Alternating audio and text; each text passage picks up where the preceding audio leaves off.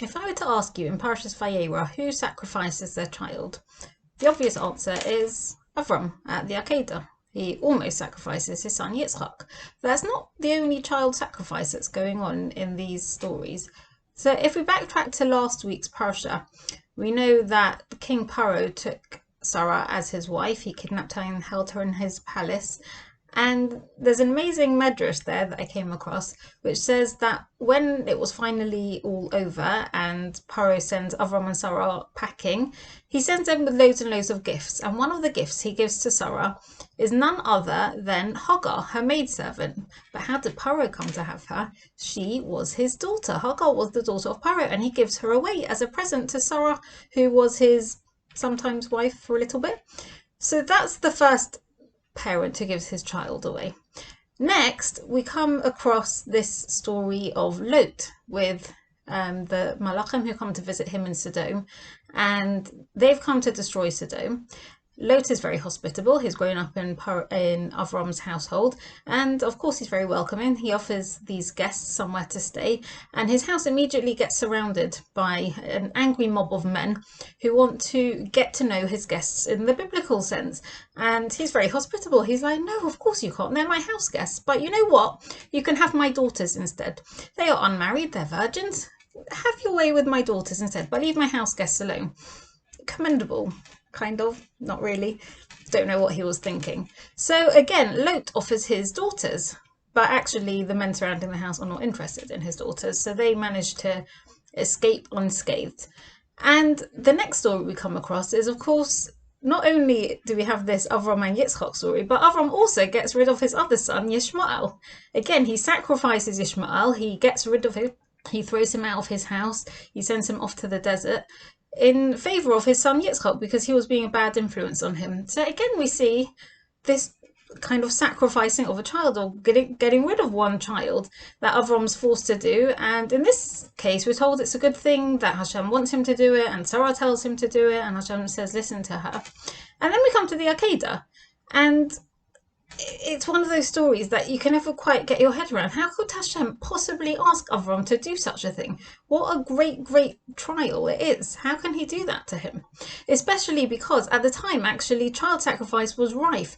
Loads of Ovdei Avodah Zarah idol worshippers were offering their children as sacrifices to their idols and passing them through fire. And here we have Avram being told to offer Yitzchak as a burnt offering. And he's been telling the world, we're not like that. Judaism doesn't believe in that. Hashem would never ask you to do that. And yet here Hashem is asking him to do that very thing, that matter of principle that he stood so firmly and told the world that's not okay, that's immoral. So it begs the question, what is morality? Is morality what's okay with the rest of the world? Because we can see that actually that was fine for the rest of the world. They were very happy with child sacrifice. If you look at the gladiators in Rome, they were fine with pitching one man against another man and dueling to the death. That was fine, that was acceptable, that was high society. So how do we know what our morals are? Sometimes our morals do tie in exactly with what the Torah tells us. But what about when the rest of the world shifts and those morals change and things that we previously held were not okay are suddenly okay? Who defines what morality is?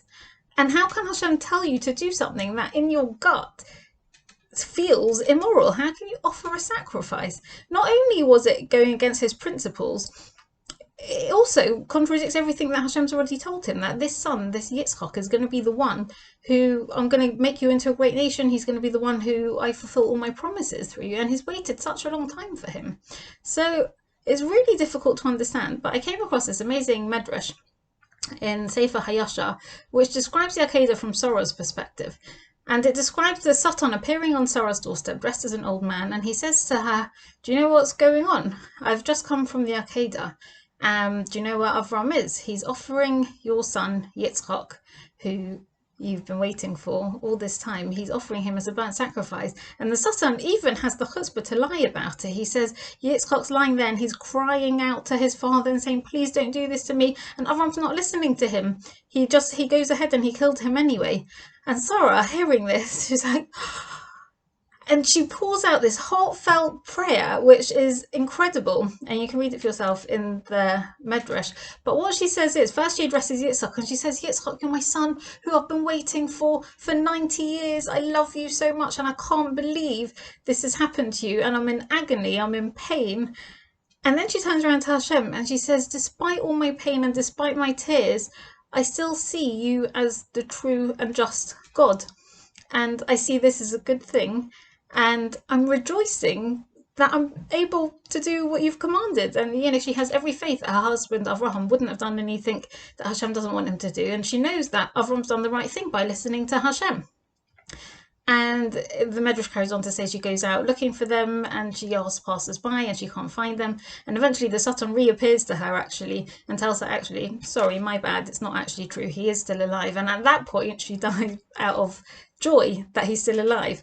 But at that point where she doesn't know, she thinks he's dead and she's completely accepted wholeheartedly, even though she's in agony. This child that she's been longing for and had to wait 90 years for, and then to be told that he's dead, and she'd pinned all her hopes on him, all of these future generations that they've been promised and the land of Canaan, and she's told that it's not happening, that he's dead.